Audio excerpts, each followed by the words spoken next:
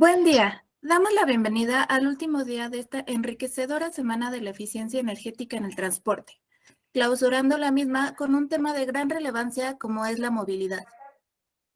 Previo a que demos inicio, les comparto que si van surgiendo dudas o comentarios durante la presentación, pueden ir dejándolas en el chat de la plataforma y se las haremos llegar a nuestros invitados en el bloque de preguntas y respuestas. De igual manera, se les compartirá en el chat el link del site donde encontrarán información de la semana y también el link del registro al finalizar del panel. Sin más, me permito darle la bienvenida al ingeniero Javier García Osorio, quien funge actualmente como director de movilidad y transporte de la Comisión Nacional del Uso de la Eficiencia Energética, CONUE. Sí, buen día. Muchas gracias, licenciada Sandra Álvarez. Pues ya estamos en nuestro final de nuestra semana, el final de nuestro evento.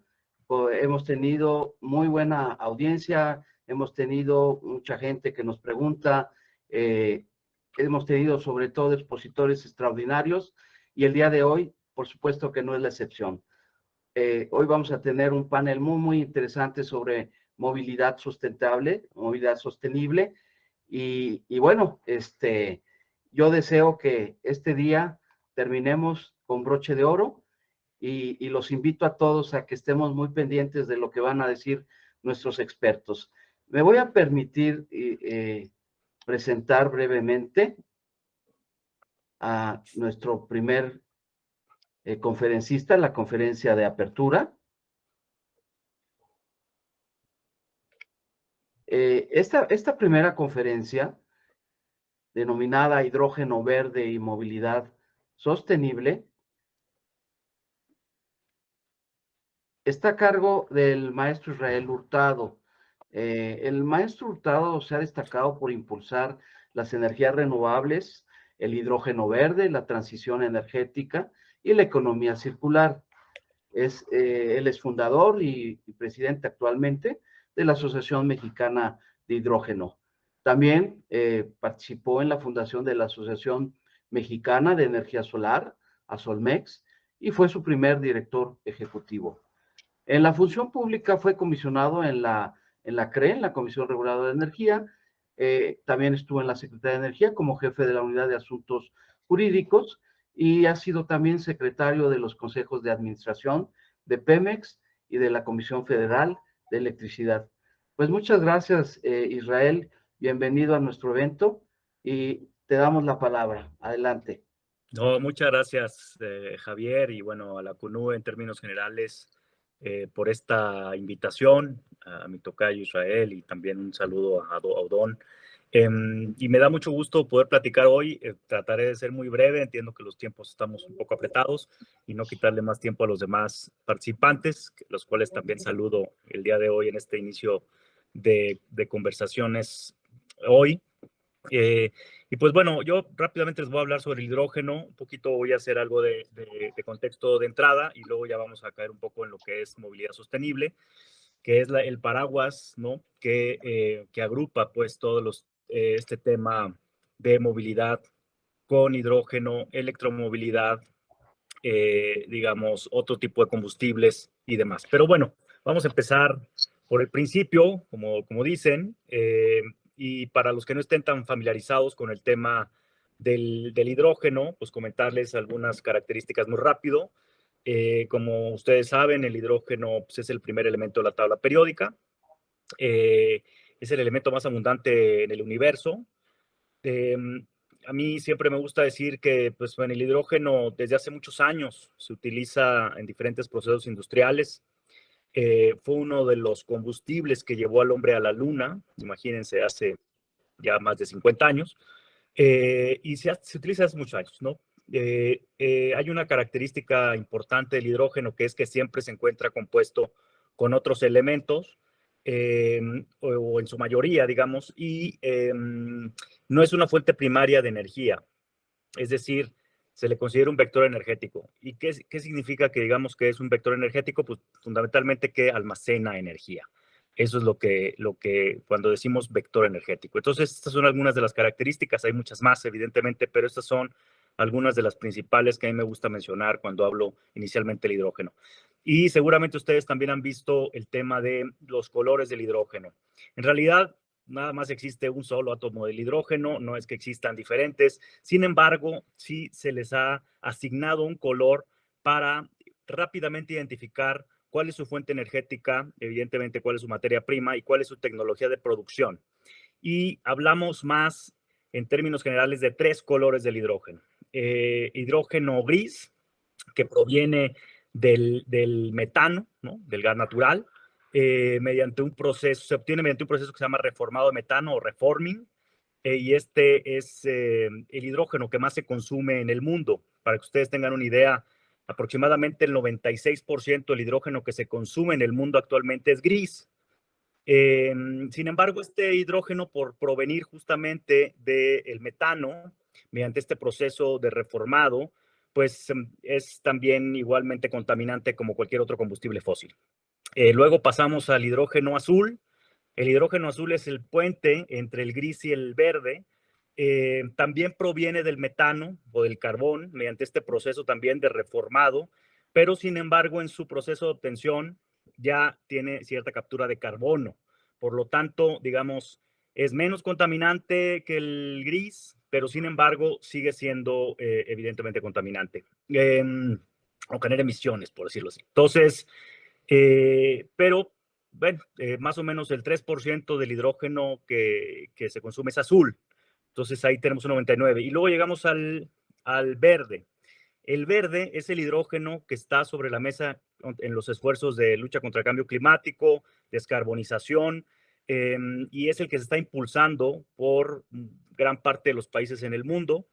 Este hidrógeno se obtiene mediante la descomposición del agua, mediante un proceso electroquímico que se llama electrólisis, utilizando unos equipos que se llaman electrolizadores. Se descompone la molécula y se obtiene el hidrógeno. Si la energía que se utiliza para hacer funcionar los electrolizadores proviene de una central renovable, ya sea solar, eólica o geotérmica, entonces se considera hidrógeno verde. Y este es nuevamente el que se está impulsando fuertemente a nivel global. Lo digo muy rápido, pero pues estos son los principales, digamos, colores del hidrógeno que se comentan o se ponen sobre la mesa. También está el hidrógeno rosa, por ejemplo, ¿no? Que se obtiene mediante de una central nuclear, por ejemplo, y hay otros colores, no nada más son estos. Sin embargo, estos son los más comunes o estos son los que se mencionan más, digamos, en estos tiempos o en estos, para ciertos procesos. Entonces, bueno, pues estos son los colores del hidrógeno.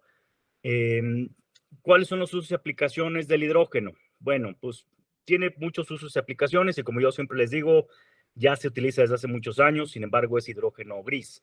Uno es el almacenamiento de las energías renovables. Es decir, ustedes saben que se comenta mucho el tema de la famosa intermitencia de las energías renovables, que en realidad debemos decir variabilidad de las energías renovables. Pero bueno, es evidente que una central solar durante la noche pues no genera. Entonces, lo que se puede hacer es justamente instalar electrolizadores en centrales renovables, producir hidrógeno verde durante el día, por ejemplo, y seguir generando electricidad durante la noche en estas centrales renovables. Con eso y en algunos otros momentos, con el almacenamiento del hidrógeno en sitio, se puede entonces, digamos, mitigar esta variabilidad o intermitencia, y es uno de los usos que se está considerando de manera importante para potencializar aún más la energía renovable. Otro es la descarbonización de gas natural. A esto se le conoce como blending, que es inyectar hidrógeno verde en un gasoducto para mezclarlo con gas natural. Y finalmente, de alguna manera, en un porcentaje, pues ya se descarboniza el gas natural, y los procesos industriales en los cuales se utiliza el gas natural, pues finalmente llegan con un porcentaje ya, digamos, de hidrógeno verde, y con esto justamente se reducen las emisiones. Más o menos, para que tengan una idea, actualmente se están haciendo pruebas de entre 5 y 15% de mezcla de hidrógeno verde con gas natural, aunque en Reino Unido hay una propuesta de la Asociación de de empresas de gas natural en Reino Unido, para que en el 2023 este porcentaje se eleve hasta el 20%. Ahora, hay otras formas, hay directamente transporte de hidrógeno, 100% de hidrógeno mediante ductos, y en otras partes del mundo incluso ya funcionan estos enclaves, como se les conoce, donde se transporta hidrógeno, pero es hidrógeno gris nuevamente. Sin embargo, una opción para bajar y reducir los costos del hidrógeno es transportar y utilizar la infraestructura de gas natural y mezclarlo con el gas natural. Entonces, bueno, esa es otra de las, digamos, aplicaciones. Y otro es la movilidad, que, bueno, lo vamos a ver ahora un poco más, pero pues la movilidad de autobuses, vehículos, trenes, camiones. Entonces ya hay de hecho ya hay una comercialización de estos vehículos. Para que tengan una idea, en Estados Unidos el año pasado se vendieron alrededor de 4,000 vehículos a hidrógeno, principalmente de dos marcas, Hyundai y Toyota, el Nexo de Hyundai y el Toyota Mirai. Y alrededor de todo el mundo se comercializaron alrededor de 15,000 vehículos a hidrógeno. Evidentemente son cifras todavía muy bajas comparado con el tamaño de mercado. Sin embargo, ya se está avanzando y de acuerdo a gráficas y análisis de Bloomberg y de otros participantes y otros analistas, pues ya se considera que para el año 2035 el hidrógeno ya empieza a aparecer, o la comercialización de vehículos a hidrógeno ya empieza a aparecer de una manera más evidente, y hacia el 2040 también ya empieza a formar parte de las estadísticas de una manera importante. Hay que considerar también que tanto la Unión Europea como ayer California recientemente han aprobado regulaciones donde se prohibirá la comercialización ya de vehículos de combustión interna. Entonces, esto va a traer un impulso muy fuerte hacia la electromovilidad y hacia justamente los vehículos a hidrógeno. Y ahora vuelvo con el tema de movilidad, simplemente para terminar con sus aplicaciones del hidrógeno, pues también se considera una opción importante para descarbonizar procesos industriales, sustituir combustibles fósiles por hidrógeno verde, en diversas industrias que necesitan, digamos, urgentemente descarbonizar, como la industria acerera, minera, vidriera, química, petroquímica, en fin. De hecho, en los procesos de refinación se utiliza hidrógeno, es un componente importante en el proceso. Sin embargo, el que se utiliza actualmente es nuevamente hidrógeno gris. Entonces, pues básicamente les doy una visión en términos generales, y hay que considerar que al día de hoy, para que no haya porque siento que a veces pasa me hacen esta pregunta con relación a los vehículos eléctricos o hidrógenos. En realidad, todos los vehículos son eléctricos. La única diferencia es que unos almacenan energía en celdas de combustible de hidrógeno y los otros la almacenan en baterías, principalmente de litio, pero hay otros elementos. Pero esa es la diferencia. Aunque ya se están haciendo también pruebas con vehículos de inyección directa de hidrógeno, digamos, en combustión interna. Sin embargo, los vehículos que actualmente se comercializan a nivel global son vehículos eléctricos que funcionan con celdas de combustible de hidrógeno. Entonces, digamos, ese es un poco el panorama. La siguiente, por favor. Hidrógeno en datos rápidamente también para tener un contexto. Diversos estudios a nivel internacional mencionan que México podría tener hasta 64% de costos de producción más bajos comparado con otros países en producción de hidrógeno verde. Y esto es básicamente por tres razones. Una, por el potencial renovable que México tiene, que es uno de los principales insumos para producción de hidrógeno verde. Otro es la ubicación geográfica que México tiene. Tenemos acceso a los dos océanos y prácticamente en la región, en la parte sur de México, pues es el ombligo del continente. Entonces, tenemos tanto acceso a América del Norte, evidentemente, como a Centroamérica y a Sudamérica. Y con los océanos, pues a Europa y Asia. Y finalmente tenemos un tratado de libre comercio. Tenemos un tratado de libre comercio con Estados Unidos y Canadá, como todos sabemos, que también puede beneficiar mucho la producción de hidrógeno verde y la exportación a Estados Unidos. Más o menos lo que se calcula en un horizonte de 25 años en la industria del hidrógeno, que bueno, esos estudios se hacen con diferentes hitos y metas, pero evidentemente hay horizontes un poco más allá. 25 años es el horizonte que tenemos en un estudio que hicimos recientemente, y en este horizonte de 25 años, pues se calcula que la industria del hidrógeno verde en México podría generar hasta 3 millones de empleos y alrededor de 60,000 millones de dólares de inversiones. Entonces, ¿en qué vamos, se puede trabajar o cómo es lo que se puede hacer con estas inversiones y cómo se van a generar estos empleos? Bueno, en la siguiente gráfica tenemos justamente el desarrollo de nuevas industrias manufactureras. México puede ser líder en la fabricación de vehículos eléctricos con celdas de combustible de hidrógeno o fuel cells, dado que ya tenemos una planta automotriz bastante fuerte instalada en México, que ya está reconvirtiéndose también para la fabricación de vehículos eléctricos. Entonces ahí entra justamente el tema de la fabricación de vehículos a hidrógeno, turbinas eléctricas a hidrógeno, electrolizadores, que son los equipos que hacen la electrólisis y que producen el hidrógeno verde, tanques de almacenamiento, compresores, tuberías, toda la industria al final del día relacionada con el gas natural, que para ellos es un paso natural el tema de la distribución, transporte del hidrógeno verde. Entonces ahí hay toda una industria que México podría justamente beneficiarse de ello. La siguiente, por favor. Y bueno, aquí me gusta mencionar esta gráfica que les mencioné ahora, que es una gráfica de Bloomberg, donde se menciona con claridad, donde se ve que para el año 2030, por ejemplo, ya la comercialización de vehículos eléctricos o eléctricos enchufables, híbridos, ya aparece un poco fuel cells por ahí también, un poco más a partir del 2035, pero ya en 2030, ya prácticamente entre híbridos, ¿no? De hidrógeno, eléctricos y demás, es prácticamente ya un poco más de la mitad comparado con los vehículos de combustión interna. Y ya, como ustedes se darán cuenta, hacia el 2040, por ejemplo, ya los vehículos eléctricos, híbridos, de celdas de combustible hidrógeno, pues ya prácticamente tienen gran parte del mercado y los vehículos a combustión interna ya prácticamente están de salida en el 2040, nuevos, ¿verdad? Nuevos. Entonces, pues estos son datos interesantes que van acorde a lo que acaba de aprobar la Unión Europea y justamente ayer jueves el estado de California, que yo creo que es uno de los estados más avanzados en el mundo en cuanto a el impulso es un estado verde, pues, ¿no? En muchos aspectos, digamos, y regulaciones. La siguiente, por favor. Creo que la siguiente habla sobre, sí, justamente cómo estamos en América Latina. Y aunque nos pueda sorprender un poco, pero México es el líder en cuanto a venta de vehículos eléctricos comparado con otros países de América Latina.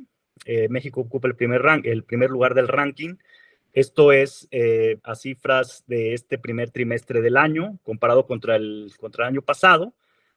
Y bueno, pues tenemos el primer lugar, luego sigue Brasil, Colombia, Argentina, Ecuador y Chile, ¿no? Pero bueno, México digamos, va avanzando en esto, lo cual a mí pues me da mucho gusto que finalmente pues se pueda hacer esto. Ahora, aún y con, digamos que no tenemos los incentivos que se tienen en otros países. Estados Unidos también, recientemente Biden y propuso una iniciativa que fue aprobada para impulsar de una manera más decidida la compra de vehículos eléctricos con créditos fiscales, con una serie de beneficios. También contempla, digamos, la instalación de paneles solares en techos para que las personas puedan poner paneles con unos incentivos muy importantes. Y hay que recordar que hay vehículos eléctricos enchufables, digamos, que se pueden conectar en la casa, digamos, entonces se pueden cargar en la casa. Entonces, en ese sentido, pues todo va relacionado para lograr finalmente, pues, el proceso de descarbonización. La siguiente, por favor. Bueno, esto es interesante, el número de cargadores públicos, ¿no? La infraestructura, siempre se habla de la infraestructura que se necesita para impulsar finalmente la electromovilidad.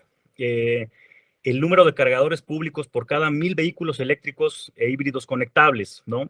Por ejemplo, Noruega tiene 61 por cada 1,000 vehículos, China tiene 217, Holanda 239, ¿no? Es algo bien interesante, ¿no? Lo que pasa con Holanda, ¿no? Esa cantidad tan grande, digamos, de cargadores por 1,000, comparado con China, por ejemplo. Estados Unidos 72 y el promedio mundial es 153. Entonces, pues es importante considerar esta parte en todo el desarrollo de infraestructura y el apoyo a la electromovilidad, o, como a mí me gusta más decirlo, la movilidad sostenible en términos generales, que es este gran paraguas que decimos. La siguiente, por favor. Los incentivos fiscales que se promueven por parte de la industria, o se busca que se logren para poder finalmente impulsar de una manera más decidida el tema de la electromovilidad, en particular, que es la deducción inmediata en la compra de vehículos eléctricos, tasa cero al impuesto al valor agregado, por ejemplo, deducibilidad de los intereses para compra crédito de vehículos híbridos, bonos o créditos más accesibles, tasas más flexibles, más blandas, digamos, acceso a mejores esquemas de financiamiento. Estas son algunas de las propuestas o de las ideas que hay para poder impulsar de una manera más importante la electromovilidad. Hablamos en este caso específicamente de la electromovilidad o vehículos que utilizan baterías de litio. Y la siguiente, por favor. Y hay otros incentivos que no son fiscales, ¿no? Pero, pues bueno, que también pueden ayudar a esto, ¿no? Adopción de placas verdes, ¿no?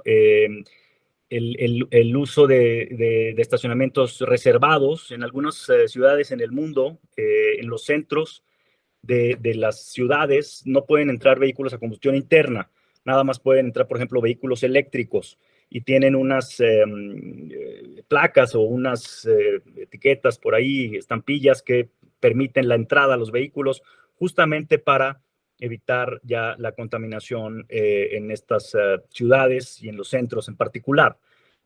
Carriles confinados para vehículos híbridos, exención o reducción en las cuotas de peaje, también es importante, y gratuidad de estacionamientos en vía pública, por ejemplo, que un vehículo eléctrico no pague un parquímetro, pues justamente porque es un vehículo eléctrico. En fin, son una serie de incentivos que pues están sobre la mesa y que México podría pues adoptar, al igual que lo hacen otros países, sobre todo los europeos o escandinavos en particular, pero otras partes del mundo también, donde se impulsa justamente el tema de en este caso, la electromovilidad, pero que al final pues será a toda la movilidad sostenible. Y ya para concluir, comentarles que en el caso de los vehículos a hidrógeno, de los transporte público de pasajeros, se considera más eficiente el uso de hidrógeno que las baterías, por ejemplo, porque la autonomía de desplazamiento que tiene un vehículo a hidrógeno, un transporte de hidrógeno, es mayor que la de un vehículo eléctrico, y también el agregar, digamos, el peso de una batería a un tractocamión que va a llevar mercancías de larga distancia, pues también afecta los costos y el rendimiento. Y también, pues, el peso y el tamaño lo que no sucede con el hidrógeno. Entonces, se considera más eficiente. Para transporte público de pasajeros urbano, ya existen camiones que funcionan con hidrógeno en las principales ciudades en Europa. Yo lo he visto, por ejemplo, recientemente en Barcelona, pero para transporte de mercancías de larga distancia, imagínense un camión que va de México a Monterrey, por ejemplo, pues se considera más eficiente la utilización de hidrógeno.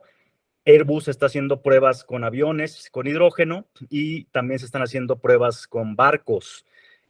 Aunque hay diferentes, ahí se prueban otras cosas como el green ammonia o el amoníaco verde o otras tecnologías, pero muchas contemplan la utilización de hidrógeno.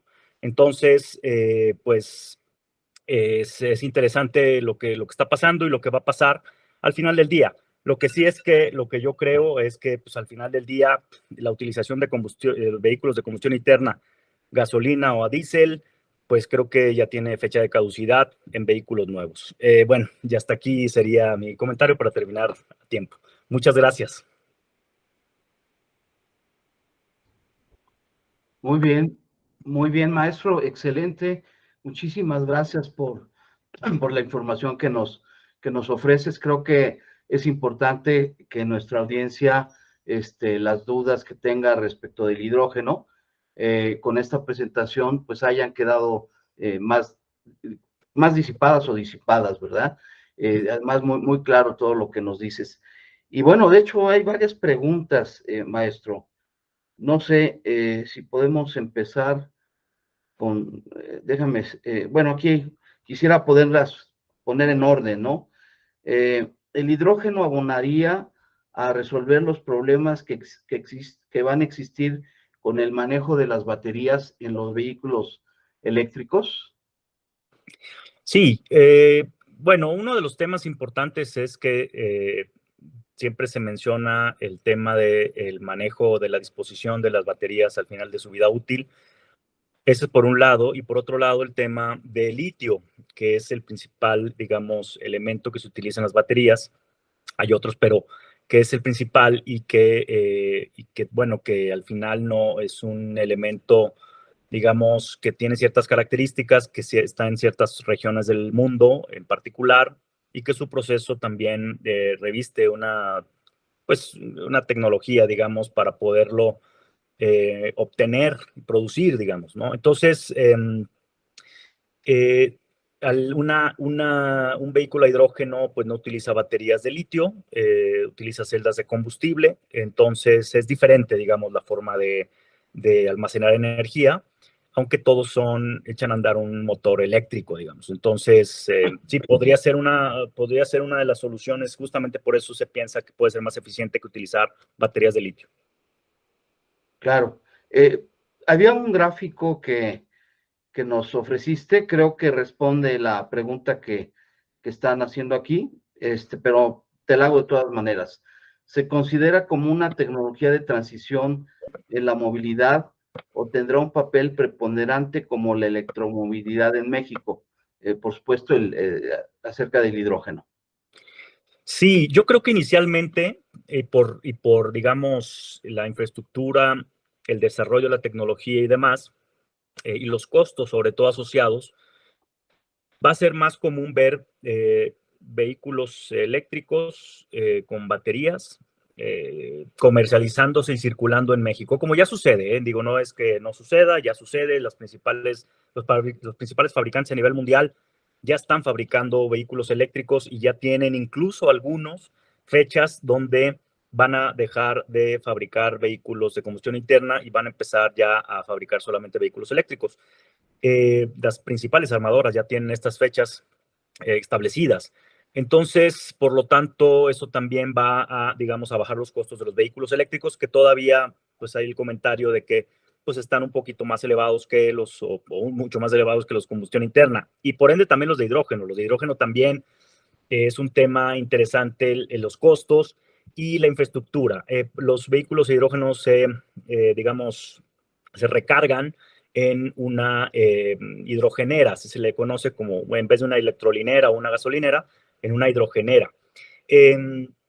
Sin embargo, uno de los temas importantes es que la autonomía de desplazamiento, por ejemplo, de un vehículo Nexo o Mirai de Toyota o de Hyundai, pues tienen una autonomía de desplazamiento entre 600 y 800 kilómetros y la velocidad de recarga es muy importante. El vehículo, un transporte pesado de mercancías de larga distancia, por ejemplo, te tardaría 4 horas más o menos en cargar una batería. Y en el caso del hidrógeno es rápido. Es como si se cargara gasolina, digamos. En 5 minutos, 10 minutos se carga es una recarga de hidrógeno con esta autonomía de desplazamiento. Pero, sin embargo, pues sí es importante el tema de la infraestructura que se va a dar. Inicialmente, yo creo que vamos a ver más vehículos eléctricos con baterías y posteriormente, como lo muestran las estadísticas que vi o la gráfica de Bloomberg y otras que hay, otros estudios a nivel internacional, mencionan que para el 2035 y 2040, pues ya los vehículos a hidrógeno vamos a empezar a verlos mucho más, digamos, común, van a bajar sus costos y va a haber más infraestructura de recarga. Por lo tanto, el siguiente paso creo que será en la movilidad, será los vehículos a hidrógeno. Muy bien, y precisamente respecto a esto que mencionas, hay dos preguntas, las leo. Una acerca de la industria automotriz mexicana, ¿está preparada para ofrecer vehículos hidrógeno? Y otra, ¿existen planes en la industria nacional para introducir en México vehículos con celdas de combustible? Sí. Bueno, la industria automotriz mexicana ya se está reconvirtiendo, ya está empezando a fabricar aquí. De hecho, Audi anunció hace poco que van a empezar a fabricar vehículos eléctricos de alta gama en su planta que tienen en Puebla. y hay fabricación de vehículos nacionales. Hay varias empresas mexicanas y que tienen alguna alianza con algunas empresas extranjeras para fabricar vehículos, pero ya se fabrican en México incluso vehículos eléctricos de marcas nacionales y de marcas internacionales o extranjeras. En ese sentido, yo creo que la infraestructura está, no veo mayor complicación, excepto, bueno, que esa es una preocupación a nivel mundial del tema de las baterías de litio en particular, como ya lo mencionaba, pero todas están enfocadas en eso. El tema del hidrógeno puede ser que lleve un poco más de tiempo. Creo que fue o es un poco rápido el tema del cambio de chip. Yo cuando platico con algunas autoridades, por ejemplo, que están impulsando fuerte el tema de la electromovilidad, como el Metrobús de la Ciudad de México o en Nuevo León, que he platicado con ellos también, o en otras partes también, todos me dicen, bueno, apenas estamos pasando al tema de vehículos eléctricos, a baterías, y tú ya me dices que ahora hay que ir hacia hidrógeno. Entonces, como que cambiar el chip es muy rápido y además la infraestructura necesaria. Pero por el momento todavía no. Ya se ha mencionado alguna intención por ahí de alguna de las empresas que están que producen o fabrican estos vehículos de llegar a México. Sin embargo, pues primero se tienen que solucionar algunas otras cosas. Ahora, es importante mencionar, por ejemplo, que Hyundai ya anunció digamos, una iniciativa que tiene, una meta que tiene, que se llama Hydrogen Wave o la ola de hidrógeno, donde ellos para el año 2030 todos sus vehículos serán a hidrógeno. Entonces, esto es algo increíble, digamos, para una empresa de ese tamaño, fabricante de vehículos. Y entonces, yo creo que inicialmente tendrán que tener alguna híbrido o alguna mezcla, pues, pero ellos ya lo mencionaron así. Y lo pueden ustedes encontrar si lo buscan como Hydrogen Wave de Hyundai. Entonces, pues, yo creo que eso va a presionar mucho a nivel mundial y evidentemente más temprano que tarde van a llegar estos vehículos a México. Muy bien. Nos quedan 2 minutos del tiempo que tenías otorgado, así que hago las 2 preguntas juntas para que en 2 minutos nos puedas responder. Las 2 últimas preguntas vamos a considerarlas. El uso del hidrógeno en centrales eléctricas podría acelerar el uso en vehículos eléctricos. Y después, ¿México es autosustentable en la producción de hidrógeno actualmente? Voy a empezar por la última. En el mundo aún se produce muy poco hidrógeno verde. En México ya actualmente se produce hidrógeno, pero gris. Y bueno, pues también hay algo de hidrógeno azul. Sin embargo, hidrógeno verde aún no se produce. De hecho, en América Latina, el único país que produce hidrógeno verde es Chile. Chile ya tiene una producción de hidrógeno verde muy, muy pequeña, pero ya la tiene, y están en proceso de construir una planta que va a producir hidrógeno verde a gran escala y la van a exportar a Alemania. Eso es un acuerdo que tienen ellos entre Chile y Alemania. Pero México hay proyectos de producción de hidrógeno verde a gran escala y a menor escala, y hay proyectos también para diferentes usos y aplicaciones, como es generación de electricidad o como es para temas de transporte. Ya hay también algunos proyectos de echar a andar un piloto de un autobús de pasajeros urbano con hidrógeno, como sucede en las principales ciudades, en algunas de las principales ciudades en el mundo. Sin embargo, bueno, pues todo esto lleva un poco más de tiempo por todo lo que involucra, pero ya existen por lo menos ahí. Y por otro lado, pues sí, hay proyectos también para generación de electricidad, si así entendí bien la pregunta, con hidrógeno, sobre todo en Baja California, que a las condiciones de Baja California, de no estar interconectado al sistema eléctrico nacional, de tener algunas características de buen factor de irradiación, pueden generar con energía solar. En fin, tienen ciertas características que por ahí podrían hacer viable la producción de hidrógeno verde, y de hecho hay proyectos ahí, incluso para exportar a California. Entonces, bueno, pues no me quiero extender más, pero bueno, espero haber dado respuesta, y si no, pues estoy a sus órdenes con mucho gusto. Muchísimas gracias, maestro Israel Hurtado, de la Asociación Mexicana de Hidrógeno, presidente de la Asociación Mexicana de Hidrógeno. Bueno, pues regreso la palabra a nuestra conductora. Muchísimas gracias. Continuamos con el panel. Gracias. Muchas gracias, ingeniero Javier. Le agradecemos su participación al conferencista del día de hoy y le recordamos a la audiencia que en breve seguimos con el panel de movilidad urbana. Sigan con nosotros, por favor. Muchas gracias.